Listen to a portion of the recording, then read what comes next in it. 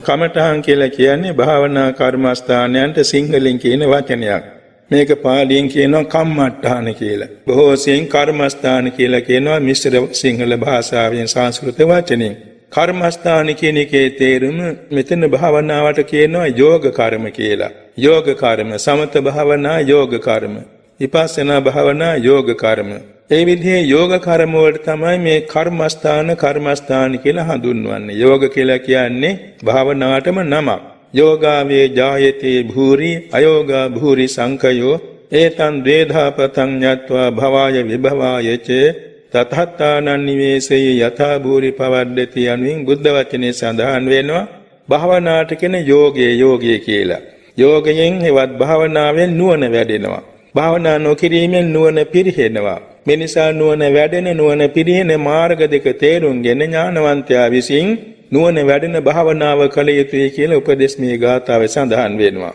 එනිසා මේ නුවණ වැඩෙන මේ භාවනාවට යෝග කියන වචනේ යෙදී ඇති බැවින් ඒ යෝග කර්ම තමයි කර්මස්ථාන කියලා හඳුන්වන්නේ කමඨහං කියන්නේ. ඒවා අපේ බුද්ධ ශාසනයේ තියෙනවා සමත භාවනා විපස්සනා භාවනා නමින් කොටස් දෙකක්. සමත භාවනා වශයෙන් තියෙනවා 40ක්. ඒ කියන්නේ කසින භාවනා 10යි, අසුභ භාවනා 10යි, අනුසති භාවනා 10යි, බ්‍රහ්ම විහාර භාවනා 4යි, ආහාරයේ පටික්කුල සංඥා භාවනාවයි, ධාතු මනසිකාර භාවනාවයි, අරූප කර්මස්ථාන භාවනා 4යි. සියල්ල 30යි. ඔය 30ටම කියනවා භාවනා කර්මස්ථාන කියලා.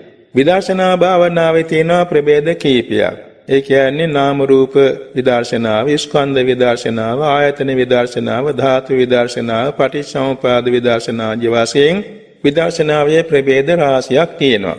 එතකොට මෙහිදී ඒ භාවනා කර්මස්ථාන පිළිබඳව බුදුරජාණන් වහන්සේ වැඩ ඉන්න කාලේ නම් භාග්‍යතුන් වහන්සේගෙන් සුදුසු කර්මස්ථාන ලබා ගන්නවා. භික්ෂූන් වහන්සේ හෝ ගිහි කෙනෙක් හෝ භාවනා කරන්න තමන්ගේ චරිතය අඳුනා ගන්නට ඕනේ. ඒ චරිතයට අනුරූප කර්මස්ථානයේ වැඩුවොත් තමයි ඒක සාර්ථක වෙන්නේ. චරිත බොහෝ ආකාර තියෙන අතර විසුද්ධි මාර්ගයේ චරිත 6ක් හඳුන්වනවා. රාග චරිත, දෝෂ චරිත, මෝහ චරිත, සද්ධා චරිත, බුද්ධ චරිත, විතරක චරිත කියලා. මේ රාග චරිත කියන්නේ නිතර ආසාව බහුල කොට ඇති පුජ්‍යලියෝ. ඒ යාට වැඩියෙන් ගැලපෙනවා කායගත සති භාවනාව හා දස අසුභ භාවනා කියන 11. ඒ වගේම දේශ චරිතය කියන්නේ නිතර තරහ යන සුළු පුජ්‍යලයා. ස්වභාවයෙන් මොහු තරහ යන කෙනෙක්, කේන්ති බහුල කෙනෙක්. එවැනි කෙනෙකුට බොහෝ සෙයින් හඳුන්වනවා බ්‍රහ්ම විහාර භාවනා 4යි, වර්ණ කසින භාවනා 4යි. ඊළඟට මෝහ චරිතයට හා විතරක චරිතය දෙන්නට ගැලපෙන්නේ ආනාපාන සතිය. සද්ධා චරිතයට බොහෝ සෙයින් උපකාර වෙනවා බුද්ධානුස්සති, ධම්මානුස්සති, සංඝානුස්සති, සීලානුස්සති, ත්‍යාගානුස්සති, දේවතානුස්සති කියන මේ භාවනා 6.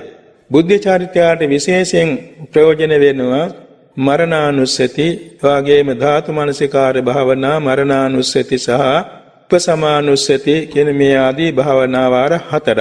ආහාරයේ පටික්කුල සංඥා, ධාතු මනසිකාර, මරණානුස්සති, උපසමානුස්සති මේ අතර ප්‍රඥා චරිතයට ගෝචර වෙනවා. ඉතිරි කර්මස්ථාන කාට සාධාරණයි. නමුත් ඒ භාග්‍යවතුන් වහන්සේ නැති කාලයක රහතන් වහන්සේලාගෙන් කමඨහං ගන්න සුදුසුයි. ඒ වගේම ත්‍රිපිටකධාරී උතුමන්ගෙන් කමඨහං ගන්න සුදුසුයි. මේ වගේ භාවිත පුරුදු කරන භාවනා වඩන කල්යාණ මිත්‍රයන්ගෙන් කමඨහං ගන්න සුදුසුයි. සවස් සමාර විට ඒ කර්මස්ථානාචාර්යයන් වහන්සේලා උපදෙස් දෙනවා දාස් 3 බැගින් එක එක කර්මස්ථානේ වඩලා බලන්න. Tamanට ගැළපෙන භාවනාව තෝරාගෙන ඒක දියුණු කරන්න කියලා උපදෙස් දෙනවා. මේ විදිහට මේ භාවනා කර්මස්ථාන වැඩිම සම්බන්ධව කල්යාණ මිත්‍ර උපකාර අත්‍යවශ්‍යයි.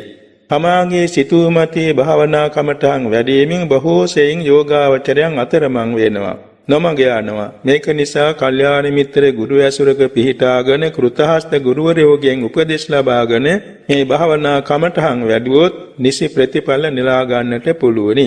අපට මාර්ගඵල ලැබෙන්නේ නැහැ කියලා කවදාකවත් පසුබට වෙන්න අවශ්‍ය නැහැ.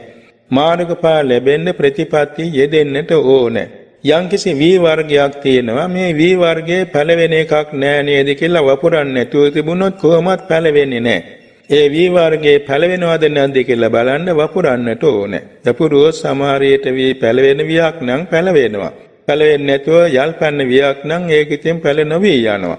නමුත් ඒ ගන්න උත්සාහය නිෂ්ඵල වන්නේ නැහැ. තමන්ගේ ඒ ගොවිතැනට තව තවත් වී වර්ග සොයා ගන්නවා. ඒ වාගේ දැන් මේ භාවනා කමඨං වඩලා කවදාකවත් එයින් නිෂ්ඵල වෙන්නේ නැහැ. ඒක මතු අනාගතයට හරි උපනිශ්‍රේ වෙනවා. ඒ නිසා මේ භාවනා කමඨහන හේවත් යෝග භාවනා කර්මස්ථාන යම් පමණක් දිනපතා දිනු පවුණු කර ගැනීමට ගිහි පැවිදි සෑම දිනම උනන්දු වීම ඊටාම වැදගත් ප්‍රඥා ගෝචරයි කියලා අපි බොහොම කරුණාවෙන් හඳුන්වනවා.